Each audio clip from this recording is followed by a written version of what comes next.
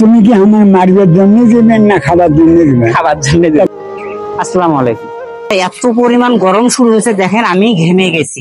এই দেখেন আমার ঘাম বের হয়ে যাচ্ছে। আমি এখানে দেখতে পাচ্ছি এক অসহায় বাবা ওখানে বসে আছে, মানে তো গরম হয়ে গেছে যে যাকে আমরা আর বাইরে চলাফেরা করতে পারতেছি। আমরা একটা জুস নিলাম, ওই চাচাকে খাওয়াবো।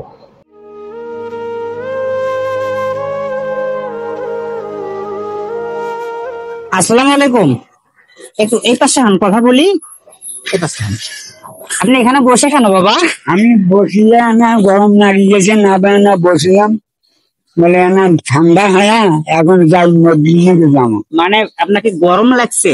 মানে আপনি কি এতক্ষণ বেড়ালেন রোদের ভিতর? বেড়াচ্ছি না ভাই, এই পাক দিয়ে আলাম তো আসি বেড়ান রোদ নাই গেছে না, একটা দম নিয়ে যাই। মানে এই শহরে কেন আসছিলেন? সফর করার জন্য। যাই হোক, আমাদের আজকে শহরে প্রচুর গরম, রোদ। চাচা অন্যের কাছ থেকে টাকা সাহায্য করার জন্য আসছে শহরে। গরমের জন্য উনি একটা জায়গায় ছায়া জায়গায় বসে আছে।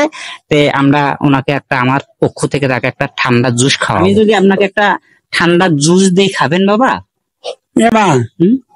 তুমি কি আমার মারিবার জন্য দিবেন না খাবার জন্য দিবেন? খাবার জন্য। তাহলে খাওয়া না তার মানে কি? ও খাবেন।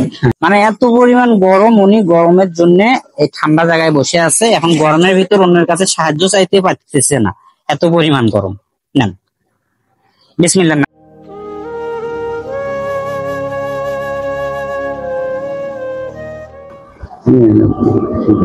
দেখেন আমরাও ঘেমে গেছি। এই দেখেন এত পরিমাণ গরম, যাকার বলে শেষ করা যাচ্ছে না। উনি অনেক বয়স হয়ে গেছে।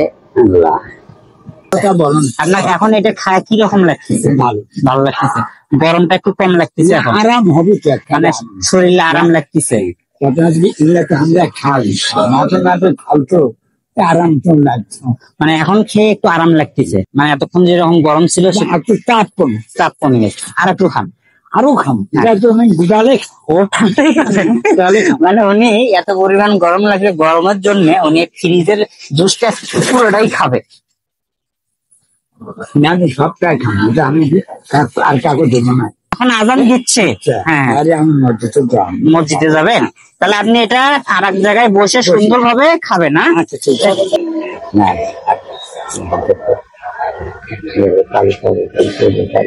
অনন্ত কালের জন্য দান করবে নামের ফজিলতার ধান।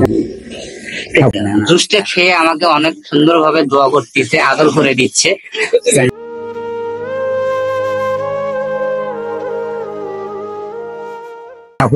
ঠিক আছে, আল্লাহ তোমার হেরার দ্বারা করবা। ঠিক আছে, ওকে আসি। আসসালামু আলাইকুম।